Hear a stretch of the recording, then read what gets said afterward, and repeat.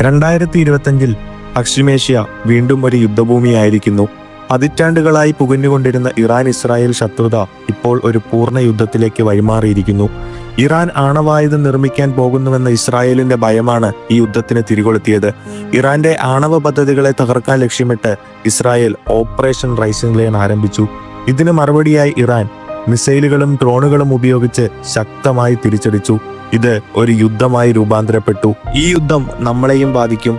ആഗോള എണ്ണവില കുതിച്ചുയരുന്നു. ഓഹരി വിപണികൾ ഇടിയുന്നു. അമേരിക്ക, റഷ്യ, ചൈന പോലുള്ള വൻ ശക്തികൾ വിഷയത്തിൽ ഇടപെടുന്നതോടെ ഇത് ഒരു ലോകയുദ്ധമായി മാറുമോ എന്ന് ലോകം ഭയക്കുന്നു. അനേകായിരം നിരപരാധികളായ മനുഷ്യരെ അരക്ഷിതാവസ്ഥയിലേക്ക് തള്ളിവിടുകയാണ് ഓരോ യുദ്ധങ്ങളും. അവരുടെ ജീവനും സമ്പത്തും അപഹരിക്കപ്പെടുന്നു. യുദ്ധം ഒന്നിനും ഒരു പരിഹാരമല്ല. നയതന്ത്രപരമായ ചർച്ചകളിലൂടെ ഈ സംഘർഷത്തിന് അയവ് വരുമെന്ന് നമുക്ക് പ്രത്യാശിക്കാം.